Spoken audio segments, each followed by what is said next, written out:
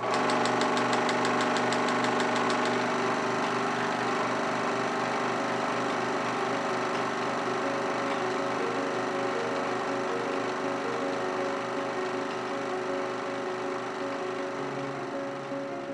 I'm sitting here with Dr. Charles Myers, pastor at First Baptist McKinney from 1951 to 62. They were good years. We averaged 506 or 7 in Sunday school one year, which was really a record. Big time. Big time, it really was. Tell me about some of the mission involvement during your ministry. Well, locally, we started the Latin American mission that's there, and then we started helping churches, we call them pioneer churches, principally in Minnesota. And when I left McKinney, we were sending money to 9 different churches in the pioneer area. That's one of my prides, that we did those churches. Boy, the DNA that you kind of helped establish of pioneer church planting is continuing. And I just want to say thank you for your investment, and for those of us that are coming behind. You've handed off the baton, and we're picking it up to run the race, and we just want to say thank you.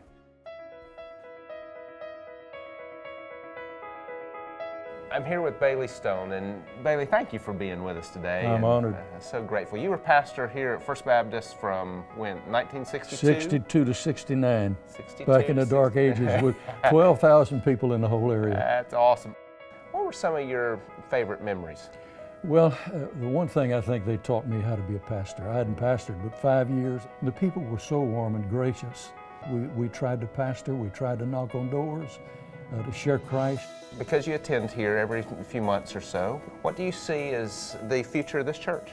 I think if you keep opening the book and preaching it like you do, and you have godly music like you have, I think we're going to do great things in the future.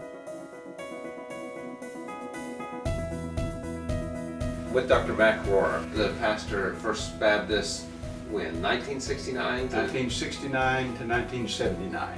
That's amazing. Some 33 years ago. Tell us about the missions and the advancement of missions during your time at First Baptist.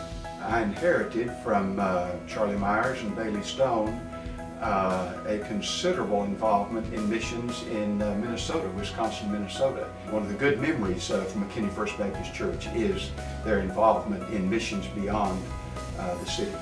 During that era of the church, what would you say was the greatest challenge you faced? Well, clearly the greatest challenge was the necessary relocation of the church. We knew that the church would need a new location, a new building, more room to grow.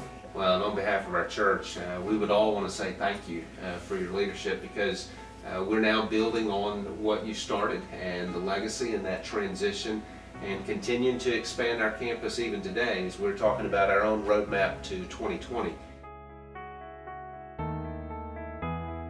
I'm sitting here with Mrs. Edna Puckett, and her husband, Jim, Dr. Puckett, served as a pastor here from what years? 1979 to 99. To 99, 20 years. Almost. And what's some of your favorite memories?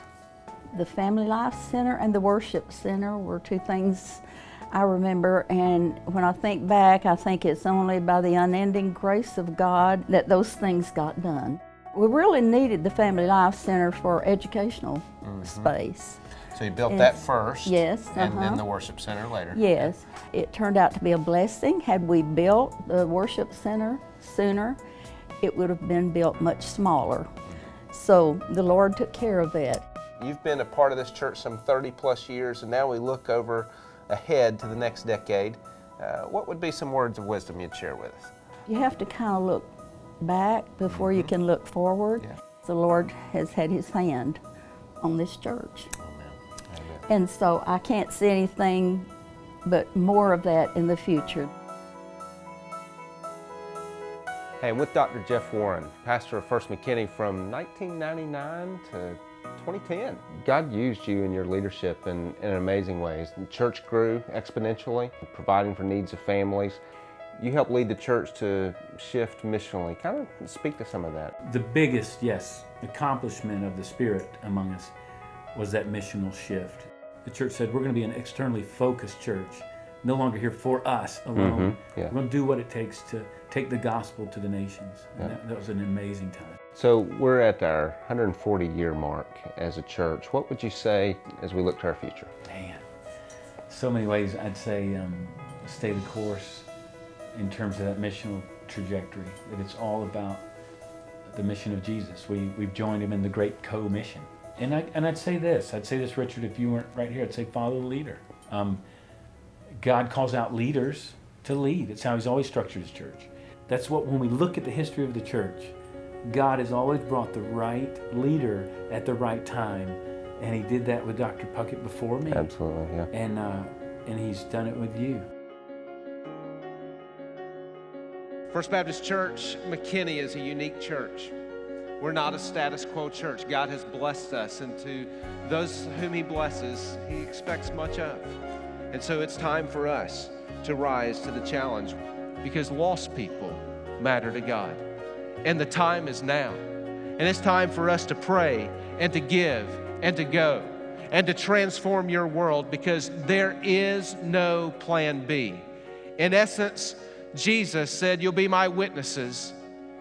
And in today's language, he said, tag, you're it.